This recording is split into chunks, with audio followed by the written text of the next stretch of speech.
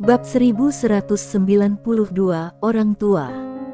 Saat dia melihat orang kuat pasukan ilahi, Kilo langsung gembira dan buru-buru berkata, "Paman kedua, selamatkan aku." Orang kuat pasukan ilahi berjalan perlahan menuju aula utama, wajahnya sangat muram, sentuh orang dinasti Zhou. "Aku ingin melihat siapa orang itu." Saat mengatakan ini, Fanny Zhou perlahan berbalik. Ketika melihat Fanny Zhou, ekspresi orang kuat pasukan ilahi itu membeku, suaranya tiba-tiba berhenti, dan kemudian tubuhnya tiba-tiba mulai bergetar. Fanny Zhou menatapnya tanpa berbicara. Di sampingnya, Kilo menunjuk dengan marah ke arah Fanny Zhou, "Paman kedua, itu dia. Dia menghina dinasti Zhou. Diam." Orang kuat pasukan ilahi tiba-tiba meraung. Raungan ini langsung membuat Kilo tercengang. Yang membuatnya semakin bingung adalah orang kuat pasukan ilahi itu berlutut perlahan di depan Fanny Zhou dan berkata dengan suara gemetar, "Yang mulia. Yang mulia." Begitu kata-kata ini keluar, aula utama tiba-tiba menjadi sunyi. Kilo memandang Fanny Zhou yang berdiri tidak jauh dari sana dengan wajah penuh ketakutan. Pada saat ini, dia merasa seperti disambar 5 petir, dan pikirannya menjadi kosong. Lokar Long dan yang lainnya juga tercengang. Tempat itu sunyi senyap seperti kematian. Litar Long, sebaliknya, menatap Fanny Zhou dengan mata terbelalak dan tidak percaya. "Yang mulia. Yang mulia mana lagi yang ada di dinasti Zhou? Hanya ada yang mulia Fanny Zhou." Dia lebih banyak berpikir. Dia menatap langsung ke arah Sander Ye di sampingnya. Gurunya sangat dekat dengan Yang Mulia. Hanya ada satu penjelasan. Litar Long tiba-tiba merasa semuanya seperti mimpi saat ini. Sander Ye mengedipkan mata padanya dan tersenyum tipis. "Litar Long." Fanny Zhou menatap master pasukan ilahi yang berlutut di depannya, "Kamu mengejutkanku." Orang kuat pasukan ilahi itu tergeletak di tanah dengan gemetar.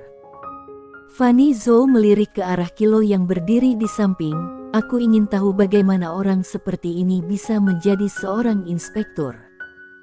Aku rasa paman kedua kamu sudah berusaha keras." Wajah master pasukan ilahi itu tidak berdarah dan dia sangat ketakutan. Fanny Zhou tiba-tiba berkata, "Pengawal datang." Saat ini, seorang pria berbaju hitam muncul di belakang Fanny Zhou. Fanny Zhou berkata, "Bawalah mereka dan selidiki secara menyeluruh. Selain itu, mulai sekarang, semua anggota pasukan ilahi dan kompi pengawal dekat segera kembali ke dinasti Zhou. Tidak ada yang bisa meninggalkan dinasti Zhou tanpa perintah aku." Pria berbaju hitam itu membungkuk hormat dan berkata, "Lia." Setelah itu, dia langsung membawa pergi master pasukan ilahi yang tergeletak di tanah, Kilo dan lainnya. Saat ini, Lokar Long dan master keluarga Long jatuh ke tanah. Ini sudah berakhir. Semuanya berakhir. Wajah Lokar Long pucat pasi. Fanny Zhou menarik Litar Long di depannya dan tersenyum tipis, "Karena kamu adalah muridnya, kamu adalah muridku. Ikutlah denganku ke dinasti Zhou. Pergi ke dinasti Zhou." Mendengar kata-kata Fanny Zhou, ayah Litar Long, Yunio Long, langsung gembira. Dia tahu bahwa ini adalah kesempatan sekali seumur hidup untuk Litar Long. Litar Long mengerti dan mengangguk cepat, "Baik." Fanny Zhou mengangguk sedikit, lalu menoleh ke arah Lokar Long tidak jauh dari situ. Lokar Long berkata dengan suara gemetar, "Yang mulia, aku." Fanny Zhou berkata, "Bawa pergi." Saat suara itu terdengar, seorang pria kuat misterius muncul tepat di belakang Lokar Long dan membawanya pergi. Fanny Zhou menoleh untuk melihat Sander Ye. Sander Ye berkata, "Masih ada satu hal lagi." Fanny Zhou mengangguk sedikit, "Baik." Saat dia mengatakan itu, dia melihat ke arah Litar Long, Kamu mengucapkan selamat tinggal kepada keluargamu dulu, gurumu serta aku akan menjemputmu ketika waktunya tiba. Li Tarlong mengangguk cepat, baik. Sander Ye memandang Li Tarlong dan berkata sambil tersenyum, nanti, setelah pergi ke dinasti Zhou, belajar giat dengan ibu guru. Li Tarlong buru-buru mengangguk, baik, guru sedang memegang rambut. Setelah mengatakan itu, dia berhenti dengan cepat, lalu meneyeringai, memegang berarti sangat tampan. Sander Ye menepuk kepalanya dan berkata, guru sudah lama berada di galaksi Bima Sakti. Setelah mengatakan itu, dia menarik Fanny Zhou dan berbalik untuk pergi. Di tempat, ekspresi Li Tarlong membeku, tapi segera, senyuman muncul di wajahnya, dan hatinya terasa hangat. Pada saat ini, Yuniolong di samping tiba-tiba berkata, Li Tar, bukankah kamu mengatakan bahwa yang mulia adalah istri dekan? Dia. Li Tarlong melirik Yuniolong dan memutar matanya, ayah, apakah kamu masih belum tahu? Yuniolong sedikit mengernyit, tahu apa? Li Tarlong menepuk keningnya dan berkata, ayah, aku bahkan ragu apakah aku anak kandungmu. Ekspresi Yuniolong membeku, lalu dia tiba-tiba terlihat panik. Li Tarlong menambahkan, siapa lagi selain orang itu yang berani memegang tangan yang mulia? Yuniolong tiba-tiba menyadari, dia adalah dekan. Saat dia mengatakan ini, dia tiba-tiba menjadi gembira. Dekan. Putrinya ternyata murid dekan.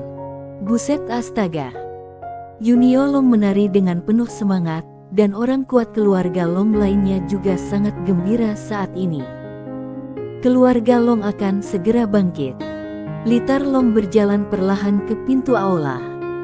Dia melihat ke langit dan merasa cukup emosional. Dia tidak menyangka bahwa orang yang dia temui di bawah ternyata adalah dekan dari Akademi Guanxuan. Di dunia surga, Akademi Guanxuan. Di bukit belakang, seorang wanita mengayunkan pedang di tangannya. Setiap kali dia mengayunkan pedang, pedang itu akan bersinar dengan cahaya pedang yang redup. Wanita itu adalah Susi. Setelah dia datang ke dunia surga, dia bergabung dengan Akademi Guanxuan. Bagaimanapun juga, bakat dan fondasinya masih sangat bagus. Setelah bergabung dengan Akademi Guanxuan, dia bekerja lebih keras daripada siapapun, dan hasilnya termasuk yang terbaik di antara siswa di akademi luar. Ubah nasib. Dia ingin mengubah nasibnya lebih dari siapapun. Dia ingin menghilangkan status terbawahnya. Pada saat ini, seorang pria tiba-tiba muncul tidak jauh dari sana. Pria itu mengenakan jubah mewah, berpenampilan halus, dan memegang pedang di tangannya. Melihat pria itu, Susi yang sedang berlatih permainan pedang berhenti. Pria itu tersenyum dan berkata, Susi, kebetulan sekali. Susi mengangguk sedikit, tidak berkata apa-apa, meletakkan pedangnya, berbalik dan pergi. Saat ini, pria itu buru-buru berkata, Dik Susi. Susi menoleh ke arah pria yang berkata dengan serius, Susi, kenapa kamu selalu menghindariku? Susi memandang pria itu, kakak seperguruan Li Fo, apa yang bisa aku bantu? Li Fo tersenyum, Dik Susi, apakah kamu tidak mengerti perasaanku terhadapmu? Alis Susi sedikit mengernyit, tapi dia segera mengendurkannya, kakak seperguruan Li Fo, Susi hanya ingin belajar dan berlatih dengan giat dan tidak peduli dengan hal lain. Tolong jangan ganggu aku lagi di masa depan, kakak seperguruan Li Fo. Setelah mengatakan itu, dia berbalik dan pergi. Jatuh cinta. Dia tidak memikirkan tentang hubungan, sekarang bukan waktunya berbicara tentang hubungan. Yang perlu dia lakukan sekarang adalah berlatih keras agar dia bisa menjadi murid gerbang dalam. Terlebih lagi, karena dibesarkan di kampung pengungsi, dia memiliki pandangan yang sangat jelas tentang sifat manusia. Dia bisa membedakan mana laki-laki yang lebih jujur dan mana yang tidak. Pria dengan pikiran yang lebih lurus tetaplah pria yang ditemuinya di dunia bawah. Memikirkan pria itu, dia tidak bisa menahan diri untuk tidak mengepalkan tangannya perlahan. Aku pasti akan membayarmu kembali hutangku padamu. Saat itu, Livo tiba-tiba berkata, Susi, aku sudah mengetahui asal muasal kamu. Susi berhenti dan menoleh ke arah Livo. Livo tersenyum dan berkata, setahuku, kamu berasal dari benua terbengkalai di bawah. Apalagi orang tuamu adalah pengungsi. Kamu sendiri juga pengungsi, kan? Susi menatap Livo tanpa bicara. Livo tersenyum dan berkata, menurutmu apa yang akan terjadi kalau para siswa mengetahui asal-usulmu? Nyatanya di mana-mana ada kesombongan dan perbandingan, belum lagi akademi yang relatif kecil di hadapannya. Bahkan di kampus utama Akademi Guansuan pun ada juga perbandingan di sana, siapa yang berasal dari keluarga tertentu, siapa leluhurnya, dan lain-lain. Kalau latar belakang keluarga kamu cukup baik, perlakuan yang kamu terima di akademi akan sangat berbeda. Kini, dia, Susi, sebenarnya mendapat perlakuan yang relatif sama di sini, karena tidak ada yang tahu siapa dia atau dari mana asalnya. Tetapi kalau orang tahu bahwa dia berasal dari benua terbengkalai dan merupakan seorang pengungsi. Melihat ekspresi Susi yang menjadi sedikit jelek, Livo tersenyum dan berkata, sepertinya kamu tidak ingin orang lain mengetahui identitas aslimu, bukan? Susi menatap Livo, kamu mau apa? Livo tersenyum dan berkata, kamu seharusnya mengerti maksudku. Susi berkata dengan marah, tak tahu malu. Senyuman di wajah Livo berangsur-angsur menghilang. Ayahku adalah tetua akademi dalam. Dia mungkin tidak bisa membiarkanmu langsung memasuki akademi dalam, tapi dia pasti bisa membuatmu masuk ke akademi dalam juga. Susi mengepalkan tangannya dan menjadi sedikit pucat. Saat ini, dia tiba-tiba menjadi sedikit putus asa. Betapa tidak adilnya dunia ini.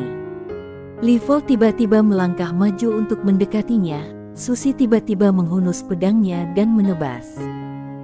Ekspresi Livo berubah drastis, dan dia dengan cepat menahan serangan itu dengan pedangnya. Bang! Livo langsung ditebas mundur oleh pedang ini. Susi memegang pedang dan menatap Livo, minggir. Dia tahu betul bahwa biarpun dia berkompromi, hal itu tidak akan membuat situasinya menjadi lebih baik, hanya akan memperburuk keadaan. Karena pihak lain mengancamnya dengan hal semacam ini, terbukti bahwa pihak lain adalah orang yang tidak memiliki prinsip moral, akan bodoh kalau bergaul dengan orang seperti itu. Livo terlihat agak jelek, tunggu saja. Setelah mengatakan itu, dia berbalik dan pergi. Di tempat itu, Susi menarik napas dalam-dalam, menenangkan suasana hatinya, lalu berbalik dan pergi.